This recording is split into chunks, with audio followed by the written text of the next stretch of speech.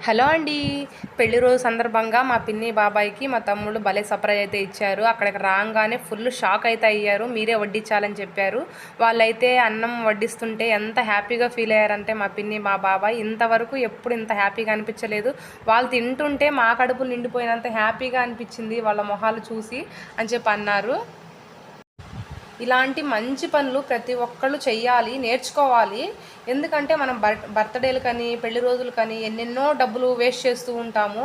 అలా చేయకుండా మనం గుడికెళ్ళొచ్చి సరే పిల్లలైతే కేక్ కటింగ్ చేయాలని చెప్తారు కాబట్టి, సరే వాళ్ళకి కేక్ కటింగ్ చేసేసి పార్టీలని, అయ్యని, ఇయ్యని ఊరక డబ్బులు వృధా చేయకుండా అదే డబ్బులతోటి ఇలాంటి పేద పిల్లలకి, ఇంకా హ్యాండిక్యాప్డ్స్ పిల్లలకి అలా వాళ్ళకి ఫుడ్ అరేంజ్‌మెంట్ చేయండి. అది చాలా పుణ్యం మనకు తెలుసు కూడా.